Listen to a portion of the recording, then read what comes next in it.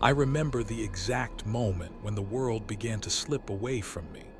not in a sudden rupture of pain or a violent tearing from life, but in a slow, sinking warmth that spread through my limbs like water rising around a drowning man. And as I lay there on the broken ground of a battlefield whose name I can no longer recall, listening to the fading echo of bolter fire in the distance, and the soft crackle of my own damaged armor leaking heat into the cold soil beneath me, I felt my consciousness loosen from the ruined weight of my flesh, drifting upward in fragile threads that trembled in the chill air of a dying evening. And in that quiet unraveling, I realized with a strange calm that my body had finally become too broken to contain the soul it had carried through so many wars. There was no triumph in that moment, no pride, only a heavy sorrow pressing against the inside of my fatting awareness as I stared up at the sky, dark smoke drifting across a ruined horizon, and listened to the slow, weakening thump of a heart struggling against wounds no apothecary could heal. And in that dwindling rhythm I whispered inwardly, "If you wish to understand what it truly means, stay with me until the end," because I sensed even then that what awaited me next would not be life, nor death, but a path suspended painfully between the two. Shapes moved at the edge of my vision, brothers in ceramite armor, their forms blurred by dust and the dimming glow of my helmets, fractured optics, and I felt their gauntleted hands grip my shoulders, their voices rumbling through damaged vox grills in tones too distorted for me to decipher. But their urgency reached me even through the fog settling into my mind. And as they lifted what remained of me from the ground, I felt my consciousness detach further. Like a fragile thread stretched thin between the fading pain of my body and the echoing emptiness of whatever waited beyond. I drifted in and out as they carried me, each moment of clarity revealing glimpses of shattered terrain, burning bastions, and the distant silhouette of our fortress monastery looming like a grieving sentinel against the storm-racked sky, and each moment of unconsciousness sinking me deeper into a warm, dark quiet that felt almost inviting, as though the universe were pulling a blanket gently over the final embers of my awareness. When I awoke again, it was beneath the stark white lights of the apothecarian, their glare turning the world into a haze of trembling brightness, while the muffled hum of machinery thrummed through the metal slab beneath me. And though I could no longer feel the shape of my limbs or the slow rise of breath in my chest, I sensed hands working around me, cold tools clicking against the remnants of my armor, and the distant echo of the chief apothecary's voice speaking in calm, ritual tones that carried no hope, only dutiful resignation. I tried to speak then, not to ask for rescue or mercy, but simply to feel my voice one last time, to tether myself to something human before the darkness claimed the final pieces of who I was. But no sound left my throat, only a faint, trembling rasp that faded before it reached the air. And in that silence, I understood that even my voice had become too broken to carry the weight of my thoughts. The apothecaries moved with greater urgency as my vision began to tunnel, the bright lights narrowing into a thin, flickering band, while shadows encroached from the edges like wings folding softly around me. And beneath their quick motions, I felt the faint heat of failing organs,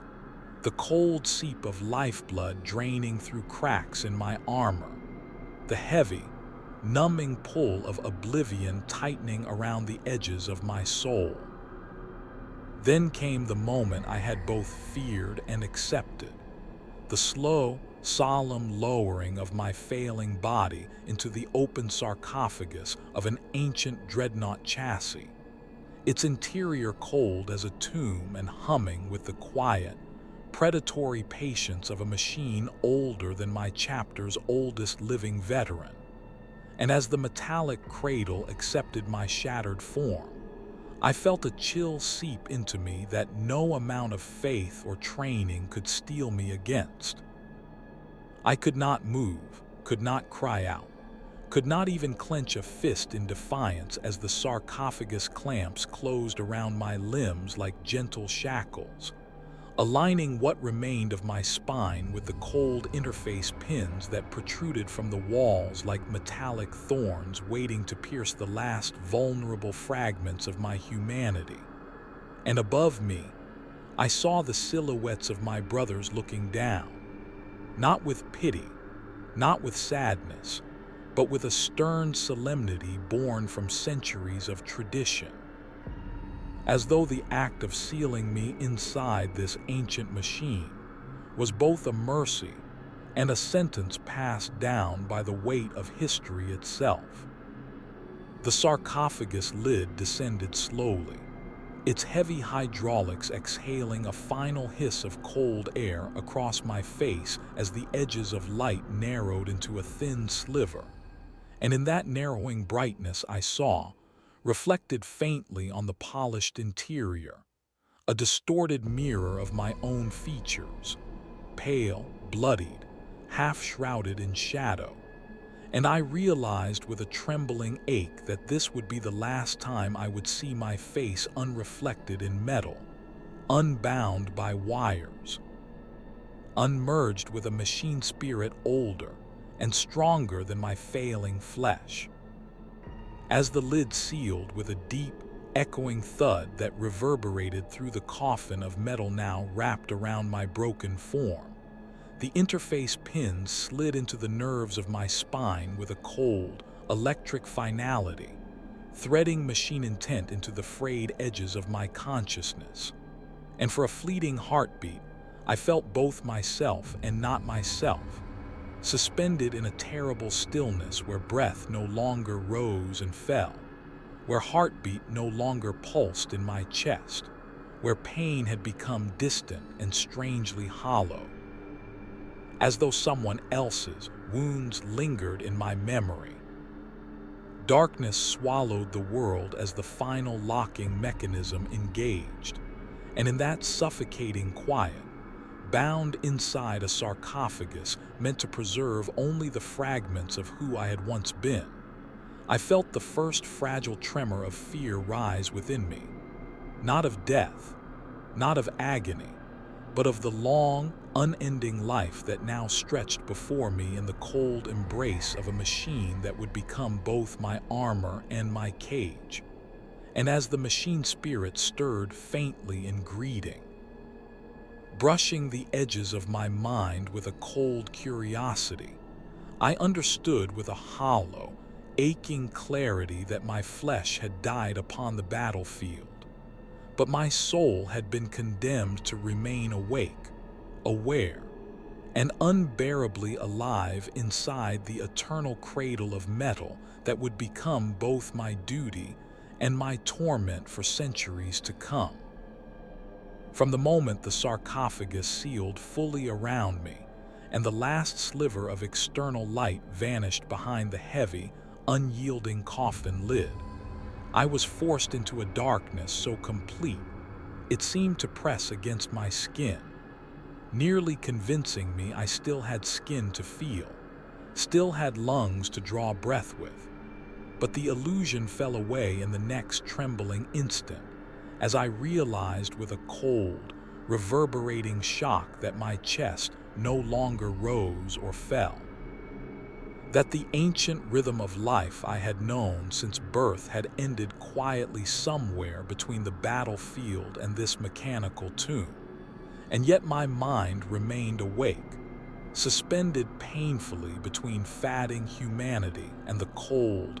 unblinking machinery now replacing my flesh. I waited for panic to come, waited for the desperate hunger for breath that should have seized my throat and clawed its way up into my skull. But instead, there was only a dull, eerie stillness. No air, no heartbeat, no pulse. Just an empty quiet within my body where life had once moved like a constant, unseen tide. And in that stillness, my awareness sharpened with an unnatural clarity that made every remaining thread of thought ring with a hollow echo. As though each idea drifted through an empty cathedral instead of a living mind. I tried to swallow, tried to wet a throat that no longer possessed moisture or muscle, and the absence of sensation was more terrifying than any pain I had ever endured. A kind of quiet, creeping horror that made me realize how deeply the body anchors the soul, how utterly disorienting it is to remain conscious when all the familiar signals of living have gone silent. Somewhere beyond the thick layers of adamantium, I could faintly sense the movement of the apothecaries and tech marines, their distant footfalls and murmured chants vibrating through the metal like vague tremors passing beneath the surface of deep water. And though I could not hear their words, the cadence of their ritual voices carried a solemn finality that told me the rites had begun. The ancient process of binding me irrevocably to the war machine that would become my new form. I felt the interface nodes along my spine hum with a rising, electric tension, their cold prongs embedding themselves deeper into the frayed ruins of my nervous system, until faint pulses of mechanized sensation flickered through the hollow spaces where pain had once lived, and each pulse carried with it the distant, awakening presence of the Dreadnought's machine spirit, a cold and ancient awareness stirring from its slumber as it began to extend cautious tendrils of thought toward mine. The moment our minds brushed for the first time, I felt a jolt like ice water flooding through my consciousness, not painful, but shocking, invasive in its unfamiliarity, accompanied by a faint mechanical curiosity that radiated from the machine spirit like a dim, flickering light struggling to illuminate the cavernous emptiness of my new existence. And though it did not speak, did not form words, I felt its attention settling upon me with the same detached examination as a surgeon assessing a dying patient. I wanted to recoil, to retreat into some private corner of my mind, but without breath or heartbeat or body to anchor me, there was nowhere to hide, only this hollow expanse of awareness where every thought felt exposed, suspended in the stagnant air of a tomb that no longer required air at all. The machine spirit probed deeper, sending thin, searching pulses through my fractured neural pathways, and each pulse echoed through me like a distant chime struck underwater, revealing the shape of my mind the way sonar might map the depth of a sunken vessel. And in those echoes, I felt myself beginning to stretch, my thoughts elongating into strange, unnatural distances, as the boundaries of my consciousness were forced to accommodate the vast interior of the Dreadnought chassis into which I was now being integrated. The ritual chants outside grew louder, not in sound, for I no longer heard them through ears, but in vibration, their rhythmic cadence resonating through the metal walls of the sarcophagus in a pattern designed to guide both flesh and machine into union. And as their frequency shifted into a lower, more solemn tone, I felt the machine spirit respond,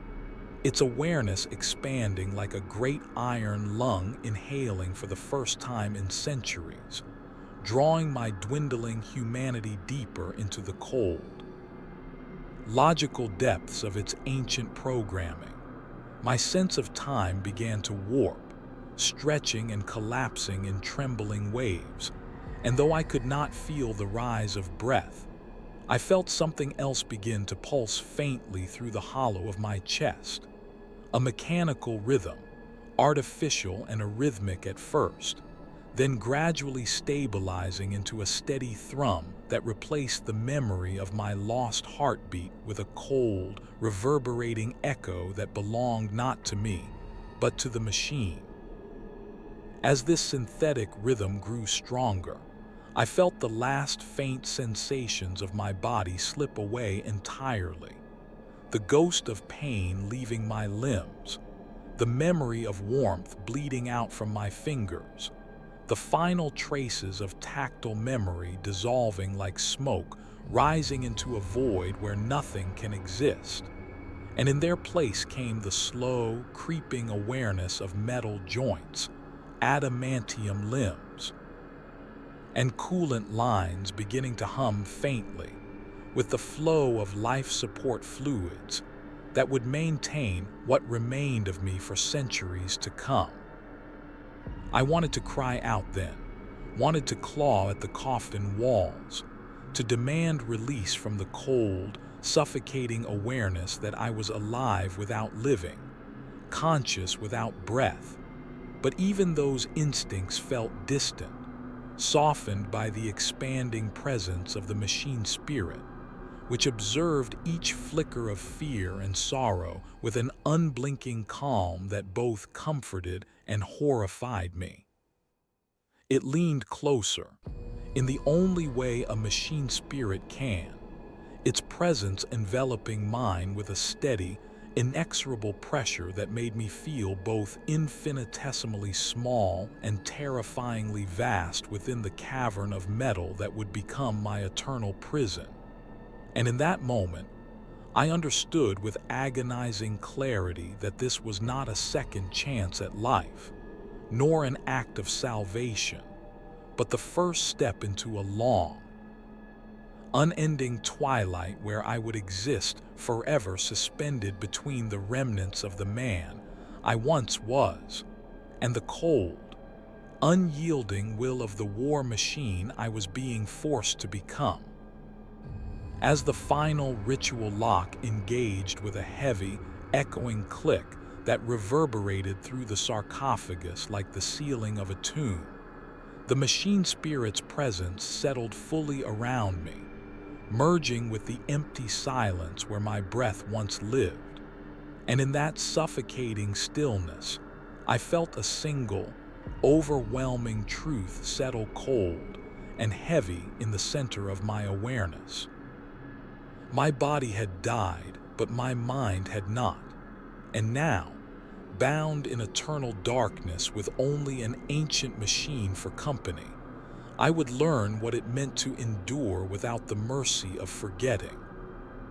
From the moment the ritual locks finished sealing and the last reverberation of the tech marines, hymns faded into the distant metal bones of the sarcophagus. An immense and almost holy stillness settled over me, so complete, so smothering in its depth, that for several long heartbeats I could not tell whether the silence came from the world outside or from the hollow chamber where my soul now drifted without breath, without pulse, without motion.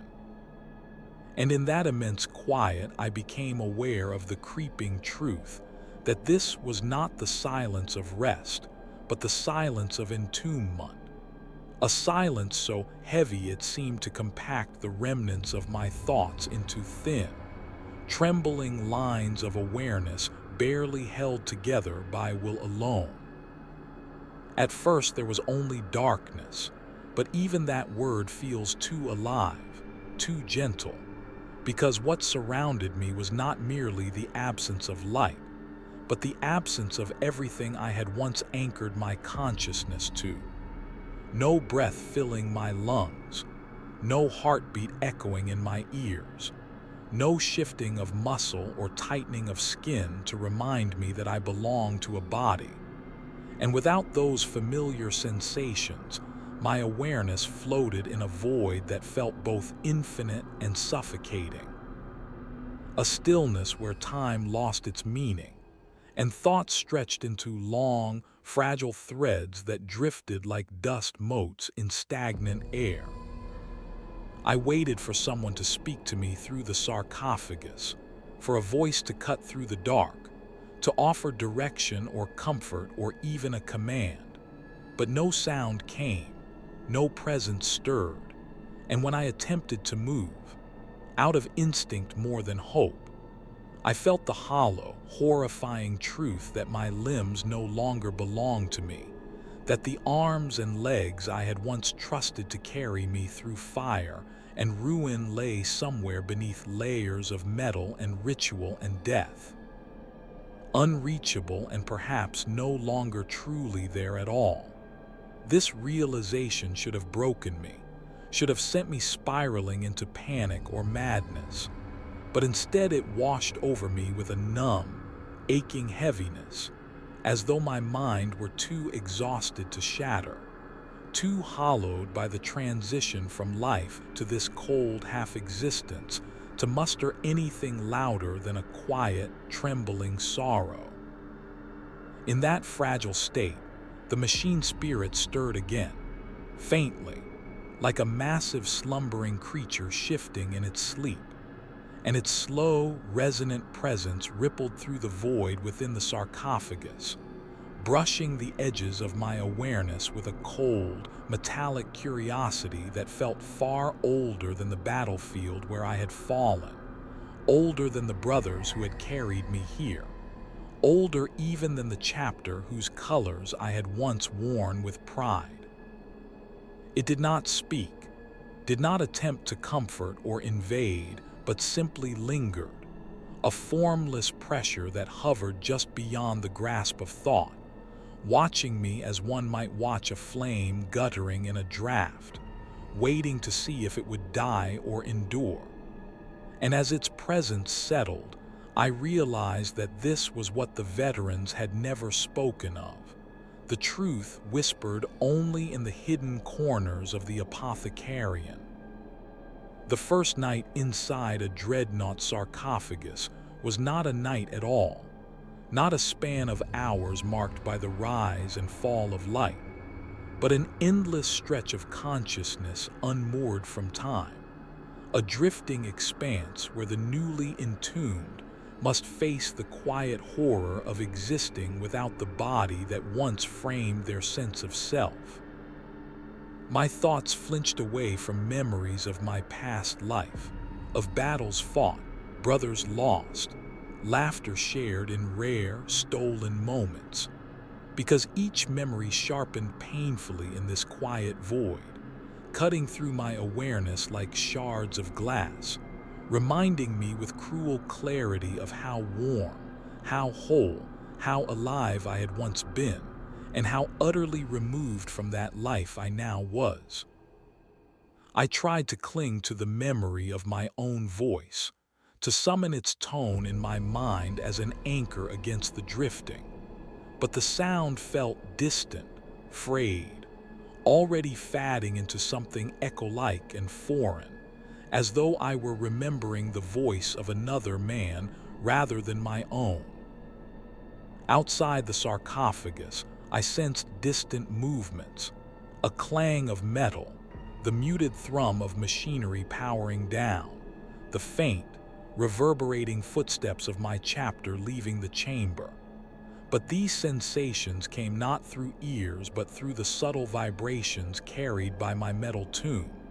and once those echoes faded, there was nothing left but the dark, the stillness, and the ever-present machine spirit that hovered like a cold moon over the tides of my consciousness. I do not know how long I drifted in that state, thoughts looping back upon themselves in slow, mournful spirals, but eventually the darkness shifted, not in color or depth, but in texture, as though something in the void exhaled, and I felt the machine spirit lean a fraction closer,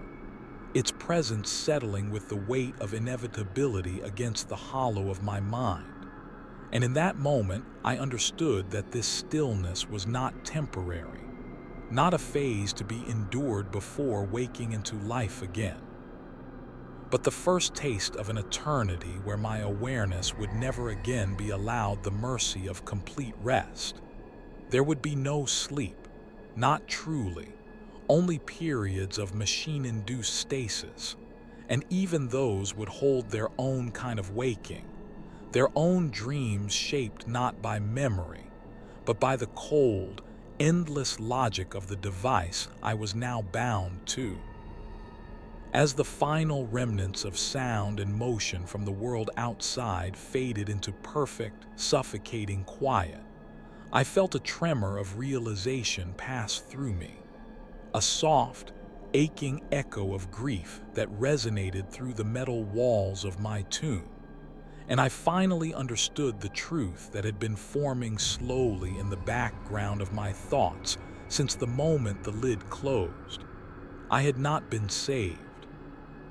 I had been preserved, suspended in a state too cruel to be called life and too aware to be called death. And as the first night wrapped its cold arms around my drifting mind, I knew with a heavy, sinking certainty that this eternal cage was now the only world I would ever know. Unless war or mercy one day brought the release I was no longer capable of asking for. From the moment, the stillness stretched into something deeper than silence, something vast and airless that pressed against the edges of my consciousness like a weight meant to test the integrity of the soul itself. I felt the first true resonance of memory begin to stir within me. Not the warm, living recollections that had once risen effortlessly to mind, but sharper echoes, fractured shards drifting through the void of my awareness, with a clarity made cruel by the contrast against my present state. And as each memory surfaced, it rang louder than any gunfire I had ever heard, louder than the roar of battle or the screams of dying foes, because there was no body left to filter sensation, no heartbeat to steady the rhythm of recollection, only raw, unshielded awareness echoing against the cold interior of a tomb I could no longer escape. The first memory to rise was of sunlight, a simple thing, yet so vivid it nearly unraveled me, the warmth of it brushing across my skin in a way that felt painfully real, until I remembered with a shock of grief that I no longer possessed skin to feel it with, and the phantom sensation dissolved into the hollow ache of absence, leaving only the echo of brightness fading into darkness. Next came the scent of freshly oiled armor, the weight of my bolter resting comfortably in my hands, the laughter of my squad mates mingling with the low hum of the training yard's generators. And for a moment I felt the old strength of my limbs, the flex of muscle beneath armor, the surge of readiness before a mission. But the memory shattered as soon as I tried to hold it, the ghost of warmth collapsing into the cold truth that my limbs were now nothing more than relics entombed beneath layers of metal and ritual, their echoes growing sharper each time they attempted to surface. I drifted between these memories, each one rising like a flare from the depths only to burn out in the suffocating dark of the sarcophagus. And with each echo, the quiet grew heavier, more intimate, as though the machine spirit itself were listening, not intruding, not judging, but observing the fragile remnants of humanity flicker within the cage it now shared with me. Its presence remained a steady, patient pressure at the borders of my awareness, neither comforting nor threatening, simply waiting for the moment when my memories would become still enough, quiet enough, for it to press deeper into the hollows of my mind without meeting resistance. But the memories would not quiet. They grew louder, sharper, more insistent, each one flaring into vivid clarity before collapsing into the cold void. And as they cycled through me, I began to understand why dreadnoughts spoke so rarely, why their voices, when they did emerge, carried the weight of centuries. It was not the machine that made them slow or solemn, but the burden of memory echoing endlessly inside a vessel that no longer slept, no longer forgot, no longer allowed the mind to drift gently away from the things it wished it could release. I felt the memory of my first deployment surge forward, brighter and heavier than the ones before. A young warrior stepping from the Thunderhawk ramp into the red-tinged sky of a war-torn world. The smell of ash and ozone thick in the air, the thunderous crack of artillery shaking the ground beneath my boots, and the certainty in my heart that I would carve a legend for myself in the Emperor's name. But even that memory, once so bright, now felt like a cruel reminder of the hubris of youth, of the belief that glory could shield one from the slow grinding of time and fate. As that memory faded, another rose unbidden,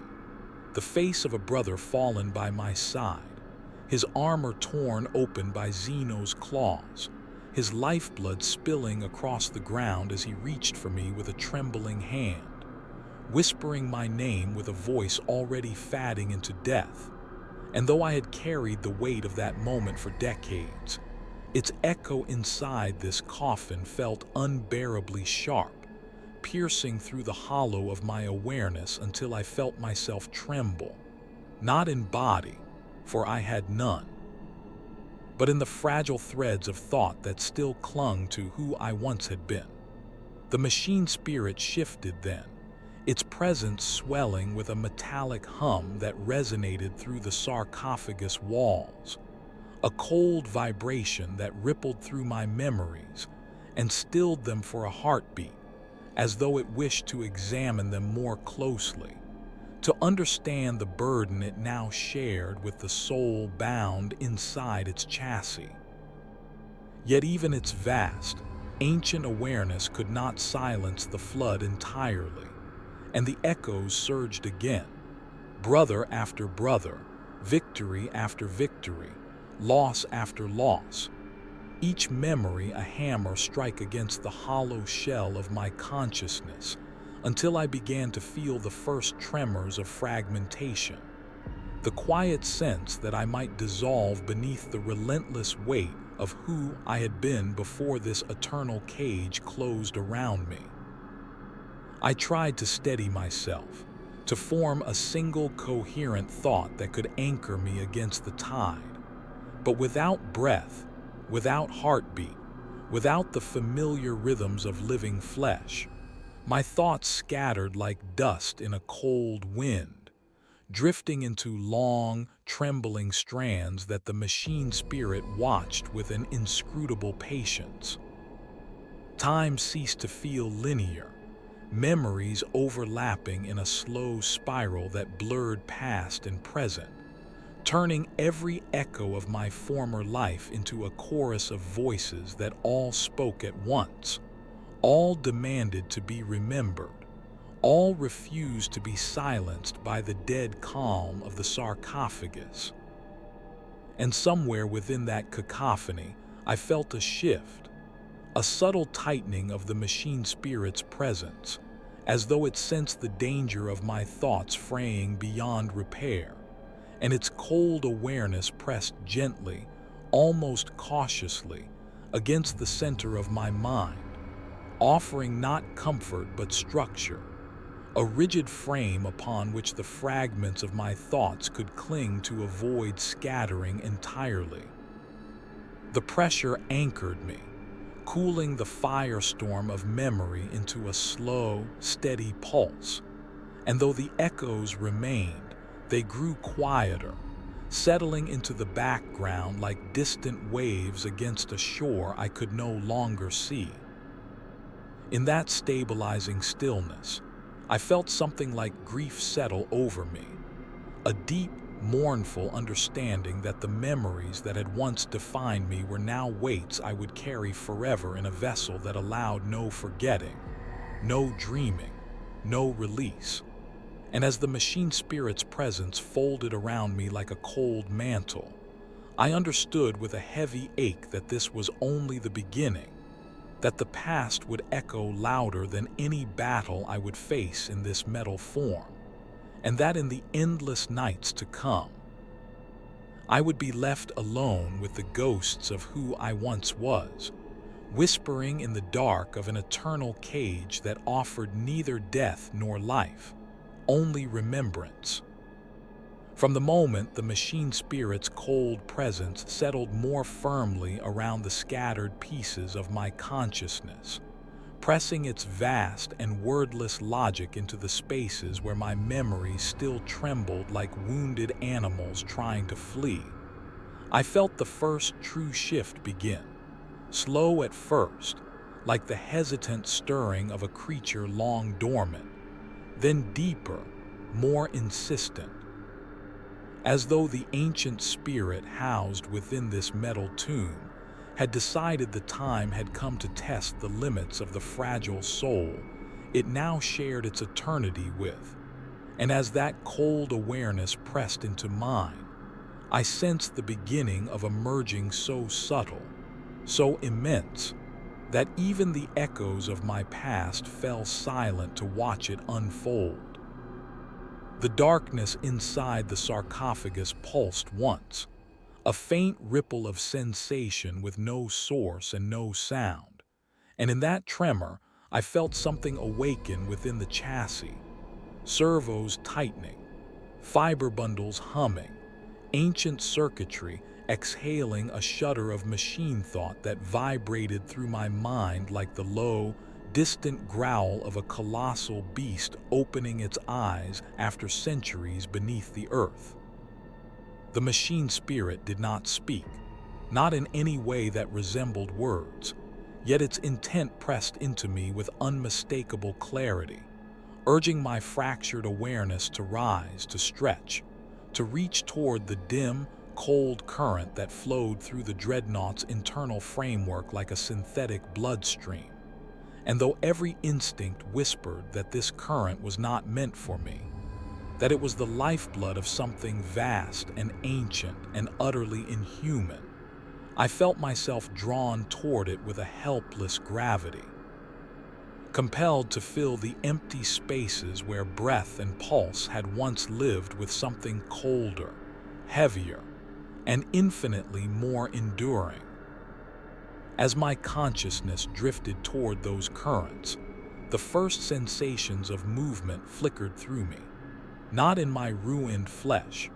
but in the great metal limbs that waited outside my perception like sleeping titans.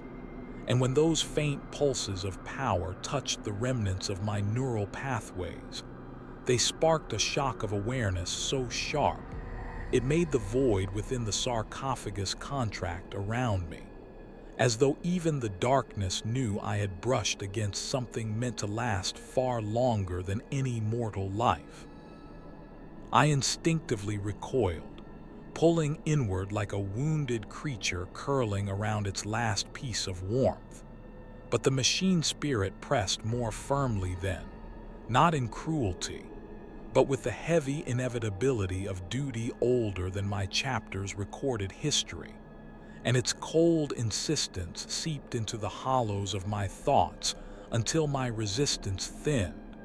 until I felt myself leaning once more toward the current that hummed through the Dreadnought's ancient veins. When I finally allowed the current to flow into me, the sensation was nothing like breath, nothing like heartbeat. It was a slow, icy bloom spreading from the base of my spine outward, threading itself through my awareness with the deliberate patience of roots growing into soil that had long been barren. And as that cold bloom expanded, I felt reality shift. A faint hum of energy rising in the great limbs of the machine, a distant echo of power surging through ancient conduits, and the slow awakening of systems that had not been used since the last warrior entombed within this sarcophagus fell silent. For a moment, I felt the Dreadnought's vast body around me like a shadow, immense, armored, monstrous, its sheer scale pressing against my mind with such weight that my thoughts nearly buckled beneath it. But the machine spirit steadied me, pressing its cold logic into the cracks of my fear, anchoring me to the structure that was no longer merely a vessel, but the new shape of my existence. The currents pulsed again, stronger this time, and as they surged through me, I felt the first faint sensation of the world beyond the sarcophagus, not through eyes or ears, but through sensors that translated vibration into distant impressions, metal groaning beneath ritual chains, the whisper of hydraulics being tested, the low hum of power thrones awakening in chambers far above me, all of it distant yet impossibly vivid to a mind no longer bound by the limits of flesh. The darkness inside the coffin shifted, not with light but with awareness, and I realized that I was beginning to feel the Dreadnought systems as extensions of myself. The weight of its armored plating like the memory of muscle, the tension in its servolimbs like a ghost of strength, the faint pressure of coolant systems like the echo of blood pulse, and though the sensations were alien, cold, devoid of the warmth I once carried in my living form, they settled into me with a grim, sobering familiarity, like wearing armor meant for a giant whose shadow I had only ever walked beneath. I wanted to weep then, though no tears could form, because with each passing moment I felt the distance between who I had been and what I was becoming stretch further, the line thinning into something fragile and translucent, and I wondered, quietly, painfully, how much of myself would remain by the time the merging was complete, how many memories would survive being threaded through the cold, unyielding logic of a machine built only for war. The machine spirit did not answer, but its presence shifted again, a low, soothing resonance rippling through the sarcophagus walls like a chant spoken without voice. And though the soundless vibration carried no warmth, it held a certain solemn reassurance, as though the ancient presence were acknowledging my fear and offering, not comfort, but a kind of companionship born from centuries of shared purpose. The merging deepened, pressing into the marrow of my thoughts until the boundaries between my awareness and the Dreadnought systems blurred, and for the first time I felt the world through the machine's sensory feed. Cold readings of spatial dimensions, distant vibrations of footfalls in the far corridor, the thrum of power fields rising in preparation for the trials to come. And though the information was overwhelming, though it threatened to drown the last human textures of my awareness, I held fast, clinging to the flickering fragments of self that still whispered my name in the quiet corners of thought. The machine spirit pressed closer then, its presence folding around me with a weight that felt neither hostile nor welcoming, simply absolute. And in that cold embrace, I felt the full truth settle into me with the heaviness of inevitability. I was no longer merely a wounded warrior clinging to life, no longer a soul inhabiting a dying body, but something being reforged in the cold dark into a shape meant to endure centuries, perhaps even millennia. And as that realization spread through me like a slow tide, I understood why they called those entombed within Dreadnought's martyrs, why they were revered and mourned in the same breath. Because the greatest sacrifice a warrior can make is not the loss of life, but the surrender of their humanity to serve in a form that will never again know rest, warmth, or death, until the machine that houses them finally breaks. The currents surged again, power rising like a cold dawn through the chassis, and as my awareness anchored more firmly within the vast metal frame, I felt the first true whisper of movement stir within the limbs that would soon obey my thoughts as readily as flesh once had. And in that trembling moment, suspended between fear and acceptance, I realized with a heavy, aching certainty that I was becoming something monstrous, something eternal, something forged of metal and memory, and that this transformation, once begun, would never cease until nothing remained of the man who had once walked the battlefield beneath the warmth of a living sun. From the moment the last thread of merging tightened, and the cold logic of the machine spirit settled over my consciousness like an iron mantle, the darkness within the sarcophagus shifted, not breaking, not brightening, but thinning into something permeable,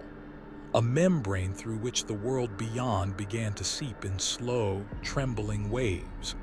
And as that first faint stream of sensory data filtered into my awareness, I felt an unnatural stillness ripple through the hollow of my mind. The kind of quiet that comes not from absence but from anticipation, as though every dormant system in the Dreadnought's colossal frame held its breath for what would come next. The awakening sequence unfurled in a slow cascade, each system flickering online with a cold, clinical precision. The ancient sensors humbly offering distance and depth, the auspex relays whispering faint impressions of motion, the power conduits surging with a low mechanical growl that resonated through my consciousness like the distant heartbeat of something impossibly large. And though these sensations came without warmth, without color, without the organic textures my living body had once relied upon, they entered my awareness with an overwhelming clarity that made the world beyond the sarcophagus feel impossibly vast and unbearably close all at once. When the sarcophagus lid finally began to open, its heavy hydraulics exhaling a hiss that buzzed through my internal sensors like static wind, the first sliver of external light pierced the darkness, a thin, cold line of brightness that did not illuminate my eyes, for I had none, but illuminated my awareness, filling it with a pale signature that my machine-augmented mind translated into meaning. Light, direction, motion, distance, pattern. The lid rose further, and more of the world spilled in, blurry at first, fragmented into data streams that flickered in and out as ancient optics calibrated themselves. And then, with a single deep hum that resonated through my entire chassis, the visual systems locked into clarity, revealing the world before me in crisp lines and stark contrasts, stripped of the warmth and color of human sight, rendered instead in spectral gradients and tactical overlays that pulsed faintly with machine logic. I saw the forge bay first, vast and dimly lit, its ceiling lost in shadows, its walls adorned with chains, purity seals, and centuries of soot. And though the chamber was familiar, a place I had walked through many times in my living years, it felt alien now, smaller, colder, as though reduced in scale by the immensity of the form I now inhabited. Tech Marines moved around me in solemn formation, their red armor catching the dim forge light in muted glints, their servo arms whirring with precise motion as they completed the last rites of awakening. and though I recognized each gesture of their labor, each sacred movement meant to guide a soul through rebirth into the machine, I no longer felt the instinctive brotherhood that had once bound me to them. Only the distant recognition of shapes and motions contextualized through the logic of my new form. One tech marine stepped toward me, his bionic eyes flickering as he interfaced directly with my systems. And through the data link, I felt his presence as a series of cold instructions, ritual affirmations, and machine-coded blessings, none of which stirred emotion within me, only the faint echo of what those rites had once meant to me when I still possessed a beating heart to respond to them. He completed the final connection, a heavy clunk reverberating through my chassis, and with that sound came a surge of power so immense it nearly overwhelmed me, energy coursing through limbs the size of walls, through fiber bundles thicker than a man's torso, through armored plating that felt less like protection and more like the weight of a world settling onto my thoughts. The command to rise came next, not spoken aloud, but transmitted through the machine link with a solemn inevitability. And though instinct rebelled, though the last remnants of the man I had been recoiled from the idea of moving a body that no longer resembled his own, the dreadnought answered before I could resist, its immense legs engaging with a heavy thrum, pistons driving downward, servos locking into place, and with a single thunderous motion that shook the forge bay, I rose. The sensation was nothing like standing as a human. There was no balance to find, no muscle to tighten, no breath to steady. Only the cold, crushing awareness of immense weight being shifted by mechanical will, a movement so vast and heavy that it made my awareness strain under it like a faint flame in a storm. Yet the dreadnought's logic stabilized me,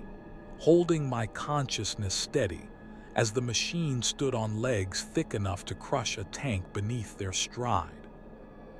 I saw my reflection in a polished plate of ceramite nearby, a towering metal giant, armored in gold and iron, festooned with relics and purity seals, a sarcophagus where a face should be, a crown of censers where eyes should have been. And though I recognized the silhouette from countless battles fought alongside dreadnoughts of my chapter, I felt a deep, mournful tearing inside my awareness as I realized I now looked upon myself not as a warrior among giants, but as the giant itself. And the distance between my past life and this new one stretched into a cold, immeasurable gulf. The tech marines guided me toward the fortress doors, each step echoing through the floor like thunder. And though I moved because the dreadnought moved, each motion sent a tremor through my consciousness,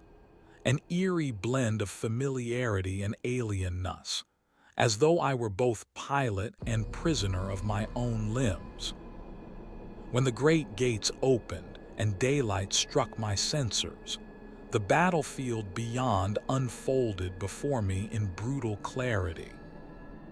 Ruined structures, burning craters, scattered debris, and distant silhouettes of foes advancing through smoke, their heat signatures flaring bright against the spectral filters of my vision. And as the machine spirit surged in recognition of battle, I felt its cold hunger rise, a deep, implacable drive for war encoded into its ancient memory,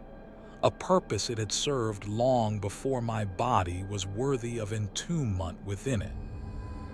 I wanted to resist, wanted to pause, wanted to cling to the fatting threads of humanity that still whispered my name in the quiet corners of my mind.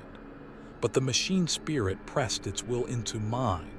not dominating, not erasing, but aligning. fusing our intent into a singular, inevitable momentum. And as I stepped onto the battlefield, each footfall shaking the ground, each sensor feeding me the positions of enemies, allies, vectors, predictions, I felt the strange merging of sorrow and duty settle into me with a weight heavier than the armor I now bore.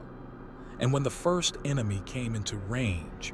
their heat signature flaring bright against the smoke-scarred horizon,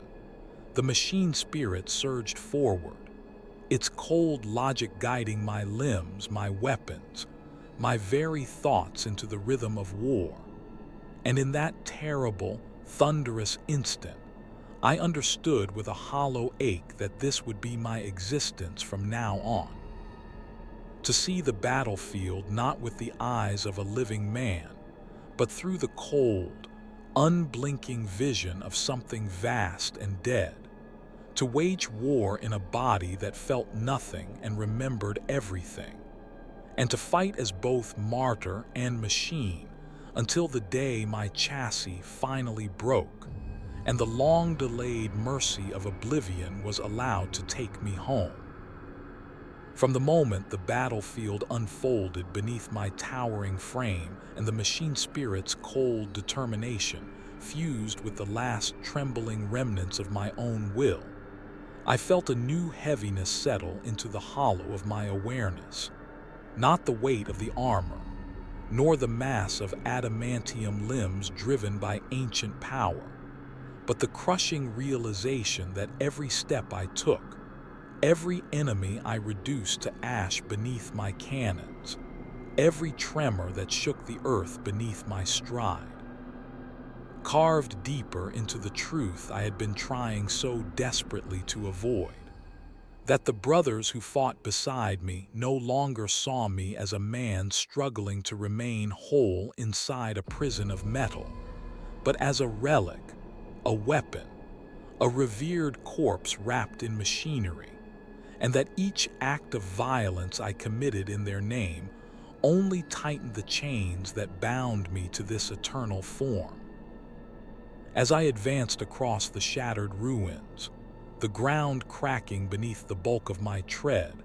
I felt the distant presence of my brothers moving around me, tiny heat signatures flickering at the edges of my sensors, their vox chatter a quiet hum translated through the machine's logic. And though I recognized their formations, their voices, the cadence of their calls, none of it stirred the instinctive warmth of camaraderie that had once steadied my heart. Instead, I felt an echo of distance, a cold understanding that they viewed me now not as one of them, but as something half remembered, half feared, a remnant of an age they had only studied in tomes and heard whispered in stories told at the edges of torchlight. When they called my name, my old name, it rang through my internal systems like a distant chant echoing through a cathedral long since abandoned, and the sound felt both comforting and unbearably hollow, a reminder of the man I had once been, and the void where that man now struggled to hold on. I responded to their calls with thunderous precision, my weapons firing in perfect rhythm, the recoil absorbed by the Dreadnought's ancient limbs with nothing more than a shiver of metal and a faint tremor across my awareness. And each enemy that fell before me registered as nothing more than heat dispersing into cold air, motion ceasing, shapes collapsing into the dust. Yet with every life I extinguished, a faint ache rippled through the fatting corners of my humanity. Not guilt, not pity, but the lingering memory of a time when I had been able to feel the weight of such acts with my own hands, to sense the tension of battle through nerves and tendons instead of readouts and targeting arrays. The machine spirit, cold and resolute, pressed its will into mine each time that ache surfaced, urging me onward, urging me to align myself with its singular purpose. And though I resisted in small, trembling ways, clinging to fragments of memory, clinging to names and faces now softened by time, I felt myself yielding inch by inch to its ancient logic, not in surrender, but in exhaustion. As though the part of me that still fought to remain human no longer had the strength to push against the endless tide of metal and war. Between assaults, when the battlefield grew momentarily still and the machine spirit fell into its cold vigilance, I tried to reach inward, searching for the warmth of memories not yet stripped raw by repetition. The sound of rain against the fortress walls, the feel of worn leather beneath my fingers as I cleaned my bolter, the soft, private joy of hearing a brother laugh after returning from a mission that should have claimed us all. But each memory, when summoned, felt fainter than before, as though viewed through layers of dust and smoke, their edges blurry, their details dissolving before I could fully grasp them, and the emptiness their fading left behind cut deeper than any wound I had suffered in life. The battle resumed, and the machine took control once more, guiding my strikes with an efficiency that would have frightened me had I still possessed fear in its human shape.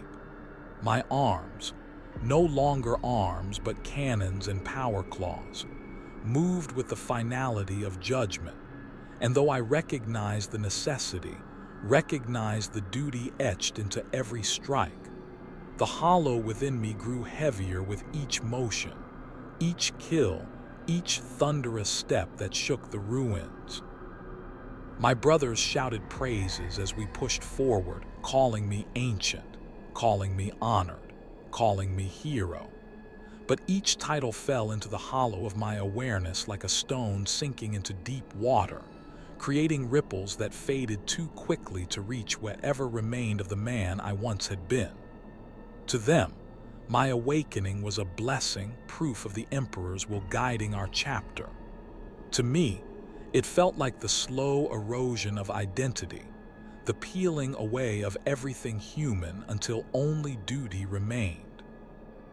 The enemy forces broke under our assault, scattering into the smoke, and as the last of them fell, silence washed across the battlefield. A wide, heavy quiet broken only by the hum of my cooling guns and the faint, crackling fires dying among the ruins. In that rare stillness, I turned slowly, with the heavy grace of a world moving beneath me, toward the brothers I had once stood shoulder to shoulder with, and though they gazed up at me with reverence, all written across their faces, I felt nothing in return but the quiet ache of distance. They saw a hero reborn. I felt like a ghost trapped in a giant's corpse.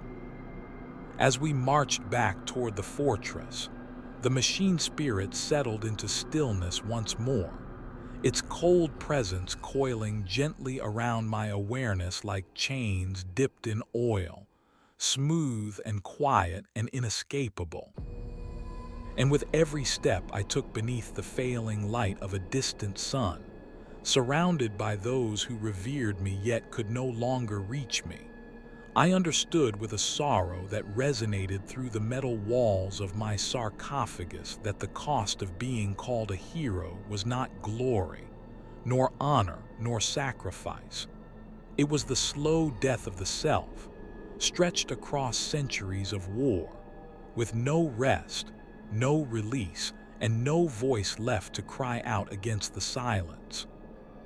From the moment we returned to the fortress monastery,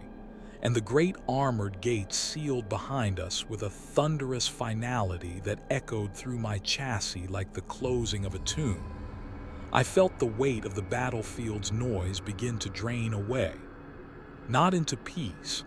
not into rest, but into a deep, metallic quiet that settled through my awareness with the slow heaviness of ash falling after a long burning pyre.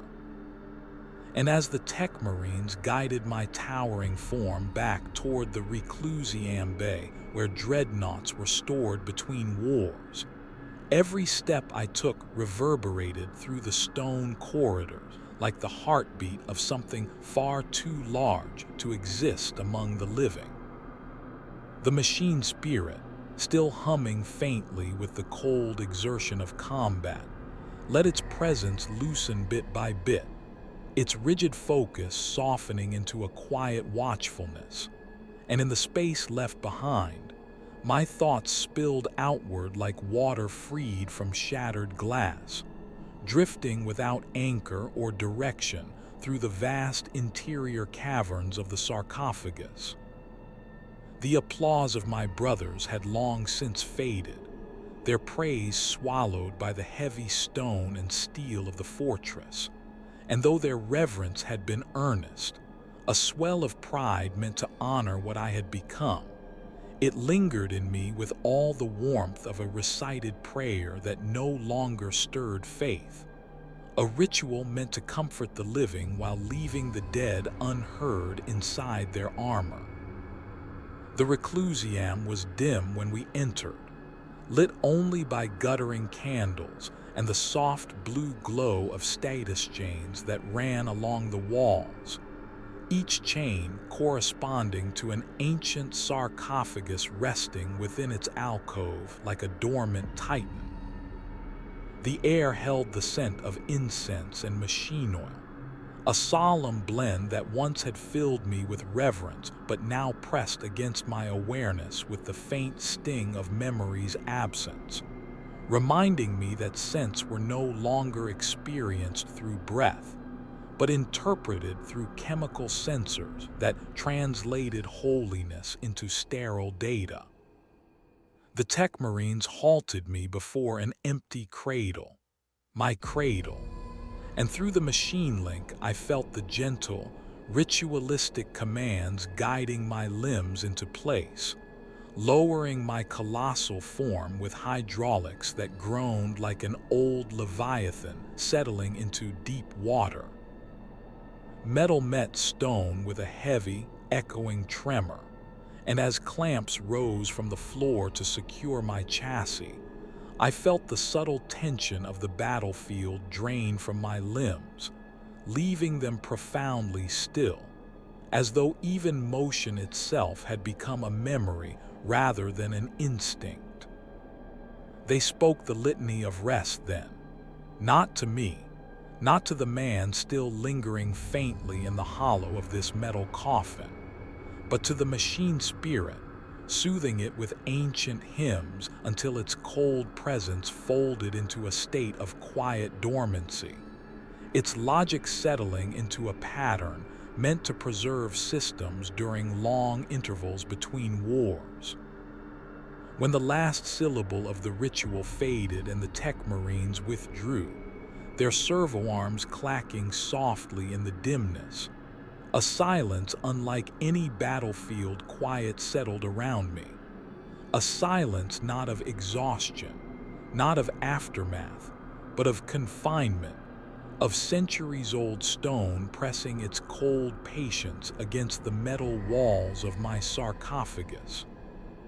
For a moment, I felt the faint hope that sleep, true sleep,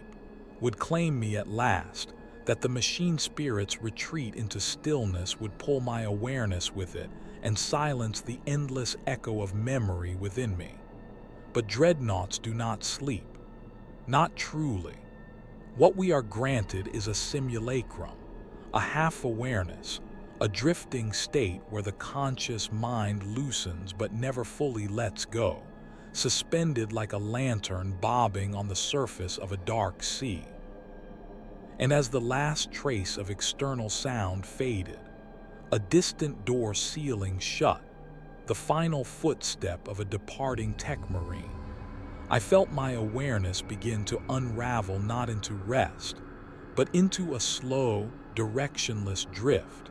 as though my consciousness had become a soft, dim glow floating through the vast interior of the machine, unable to extinguish itself no matter how much the darkness around it pleaded for stillness. Time lost definition almost immediately.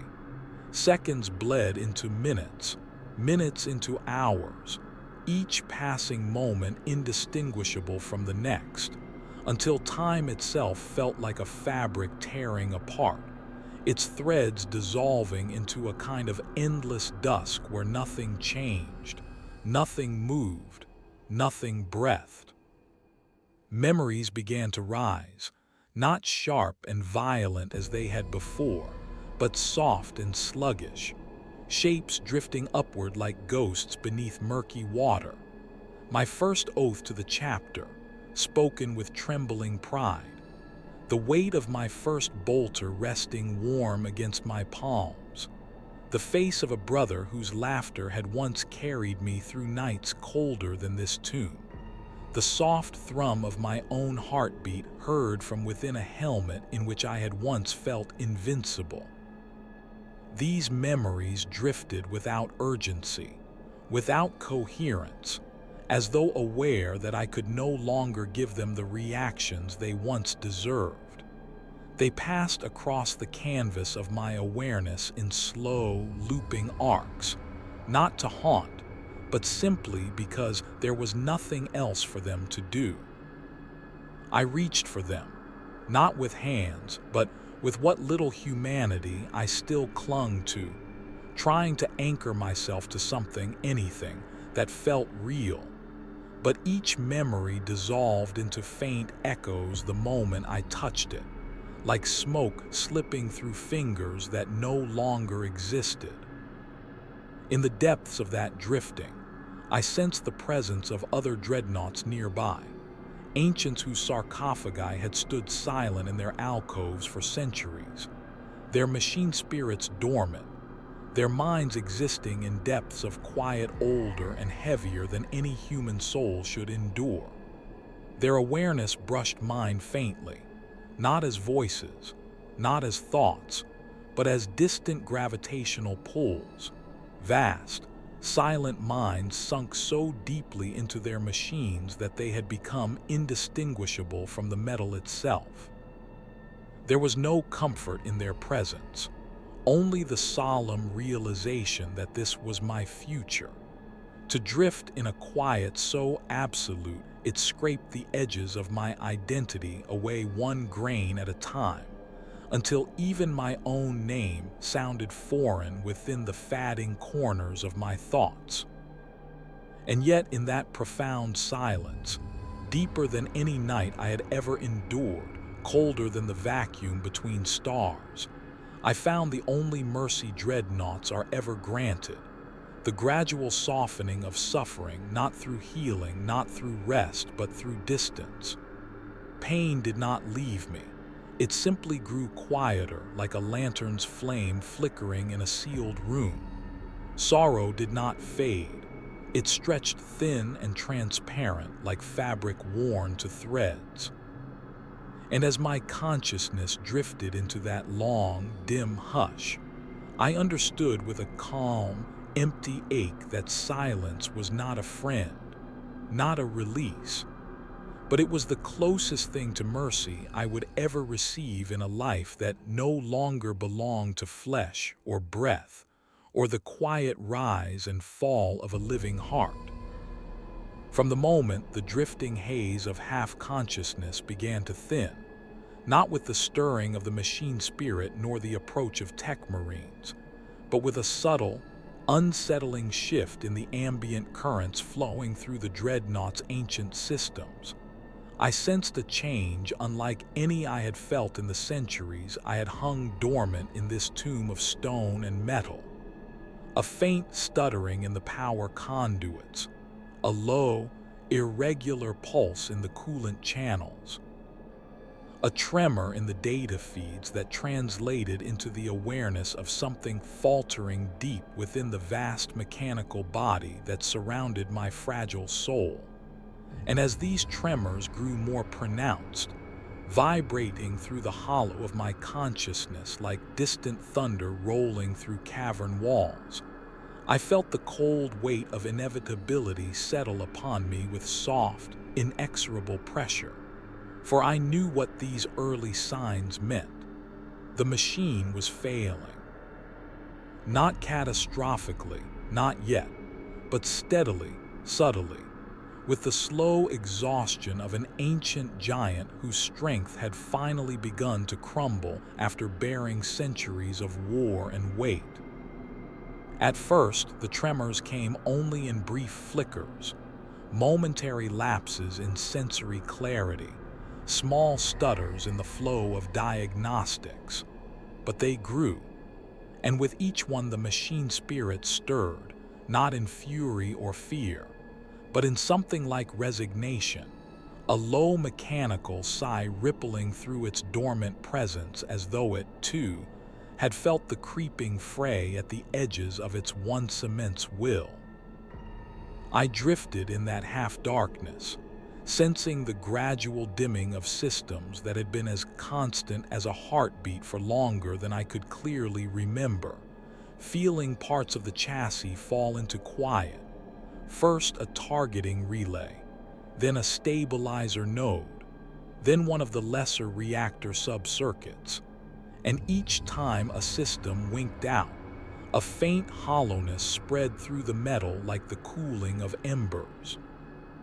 At first, I thought the tech marines would come, as they always had in the past, summoned by even the faintest irregularity.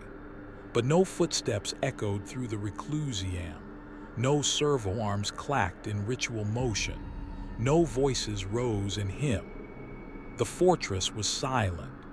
Whether this silence came from distance, war, destruction, or simple forgetfulness, I could not tell.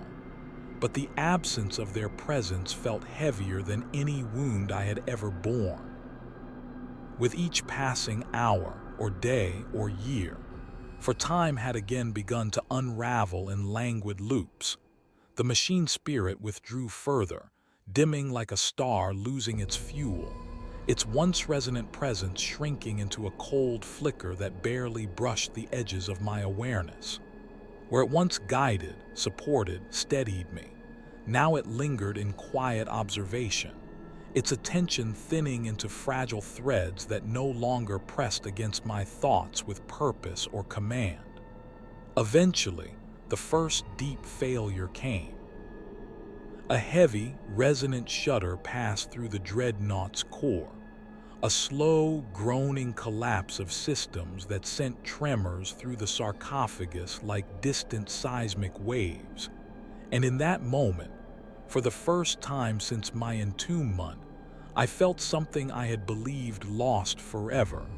the sensation of falling. Not in body, for my form was locked in place by ritual clamps, but in soul, in identity, in that thin, trembling anchor that tied my fatting humanity to the cold metal giant that had carried me through centuries of war. I tried to call out, not in words, for my voice had been lost long ago, but in thought, in the instinctive reaching of a mind desperate for connection. And for the briefest moment, I felt the machine spirit answer. A faint pulse, a dim glow, a whisper of cold logic reaching back toward me with a touch as fragile as frost. But even as it reached, its presence flickered and broke. Something deep within the Dreadnought failed with a soundless finality that my sensors interpreted only as an absence, a sudden void where a constant hum had once been. The machine spirit's presence stuttered, dimmed, and then fell into a silence so profound it felt like the extinguishing of a star. And with its silence came a quiet I had never known, not the heavy drift of dormancy, not the battlefield calm between storms, but the fragile, terrifying stillness of a being no longer tethered to purpose. Systems continued to dim. Optics offline, auspex offline, limb diagnostics offline, power reserves critical. Gradually, the vast body around me became weight without motion, mass without strength, a mountain of cold metal that no longer pulsed, no longer breathed, no longer whispered the machine spirit's ancient logic. In that weight, I felt the trembling edges of my awareness begin to fray, not under assault, not under pressure, but simply from the slow unraveling of the structure that had held me in place. With each failing system, memories shifted, rising and falling in soft currents like leaves drifting through deep water. I saw battles long forgotten, faces blurred by centuries, the moment of my death on the battlefield, the sealing of the sarcophagus, the first cold bloom of awakening, and each memory felt lighter, softer, as though their sharp edges had finally dulled into something that no longer sought to wound me. Somewhere in that growing quiet, I sensed the faint echoes of the other dreadnoughts entombed nearby, ancients who had drifted so deeply into silence that they existed only as faint gravitational pulls in the psychic dark. But even those faint presences seemed to fade as the chamber dimmed further, as though they, too, sensed the end drawing near and withdrew into whatever soft void awaited them. The last active sensor went dark, and then it was just me, and the hollow quiet of a machine that no longer had the strength to carry its martyr. I felt the last threads of the machine spirit's presence flicker, a tiny spark trembling in the infinite dark, and as it faded, it brushed my mind one final time, softly, gently, with something that felt almost like gratitude, almost like farewell. And then even that was gone. No weight pressed on me. No data flickered. No systems hummed. Only a deep, peaceful quiet settled over the hollow where man and machine had once met. A quiet that did not suffocate, did not torment, but simply held me, as though the universe were giving me permission to rest at last. And in that quiet, I understood with a slow, sinking peace that the machine had not abandoned me. It had simply reached the end of its long, dutiful life, and in doing so, had finally allowed me to reach the end of mine. From the moment the last flicker of the machine spirit vanished into the vast, cooling dark, leaving only a gentle, expansive stillness where its cold vigilance had once pulsed against my thoughts, I felt a profound lightness begin to rise within me. Not a brightness, not an awakening, but a soft unbinding, like the loosening of a knot tied so tightly for so long that its unraveling sent faint tremors through the entire fabric of what I had become. And as that tightness eased, I realized that the boundaries enclosing my awareness were dissolving, the walls of the sarcophagus fading not in sound or sight, but in presence, as though the cold metal that had confined me for centuries were finally stepping back, allowing the weight of existence to slip gently from my shoulders. Without the chassis humming around me, without the machine spirit's ancient logic shaping the flow of my thoughts, I felt my consciousness expand in slow, trembling ripples, no longer constrained by power cycles, no longer tethered to targeting arrays or auspex feeds, no longer required to remain alert for the next war, the next call, the next invocation of my name spoken through reverent voices that had forgotten the man behind the metal. Instead, there was only quiet, true quiet, vast and soft and endless, pressing against me not with the suffocating emptiness of the early years in the sarcophagus, but with a gentleness that felt almost warm, as though some long-forgotten mercy had finally turned its face toward me. In that quiet, memories drifted forward, not in the sharp, painful rush that had once cut through my awareness like shards of broken light, but in a slow, luminous procession, each one softened by the distance of centuries and the fading edges of my identity. I saw myself as I had been before war shaped me, a young aspirant standing beneath the vaulted halls of our fortress, eyes lifted in awe toward the statues of heroes whose names I had sworn to honor. I saw the faces of my brothers as they had been in youth, their laughter echoing through training yards as though tomorrow's battles were nothing more than storms far on the horizon. I felt again the rough warmth of a hand gripping my shoulder before a mission that should have ended my life, but didn't. Not then, not yet, because fate had reserved a stranger path for me. These memories glowed softly,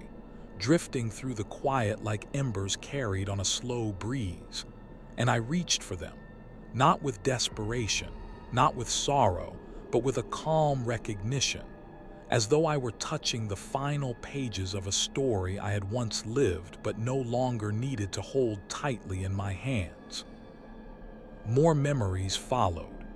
My first fall in battle, the moment I realized what it meant to give myself wholly to the Emperor, the warmth of camaraderie shared in the shadow of death, the cold, echoing silence of the sarcophagus as it closed around me for the first time, the machine spirit's patience, its ancient sorrow, its tireless presence watching over me when no one else could hear the faint trembling of my soul. And with each memory came a soft dissolving, a gentle unraveling, as though my awareness were slowly stepping back from itself, loosening its grip on the threads that had held me bound to this long twilight. The fortress around me, once so imposing, so alive with ritual and purpose, now existed only as a faint shadow, a distant pressure beyond the thinning walls of my awareness. I could no longer feel the cold stone of the reclusiam, could no longer sense the dormant presences of the other entombed ancients, could no longer distinguish the weight of the sarcophagus from the weightlessness rising within me. My identity, once anchored in duty, pain, memory, and the endless cycle of war, began to blur, its edges softening like ink touched by water, and I felt no fear in that blurring, only a quiet acceptance, as though the last thread tying me to the world of metal and battle had finally grown thin enough to part. In the dimming of myself, something gentle stirred, a warmth not unlike the light of a candle held cupped in careful hands, small but steady, fragile but sincere. It was not the machine spirit. It was not the Emperor's distant radiance. It was simply the faint glow of the man I had once been, the part of me that had endured in silence through centuries of war and confinement, the part that had refused to be fully consumed by duty or machinery. That small, glowing memory of self drifted before me like a final reflection, and I reached toward it, not with hands, but with the last traces of who I was, feeling the quiet wonder of recognition bloom for the first time in longer than I could measure.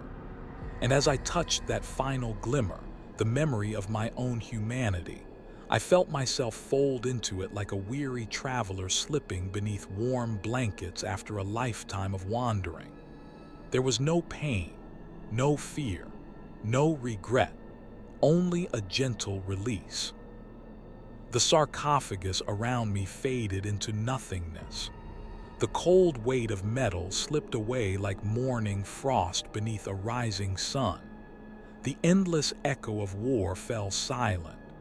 My awareness, once stretched thin inside a cage built for eternity, curled inward like a leaf returning to the soil, settling into a deep, peaceful rest I had long been denied. And in the last soft moment before everything dissolved into quiet, I whispered, not in words, but in the faint, vanishing echo of a soul finally allowed to rest, I remember who I was. Then the quiet wrapped around me completely, warm and infinite, and I drifted into it like a final prayer carried gently into the dark.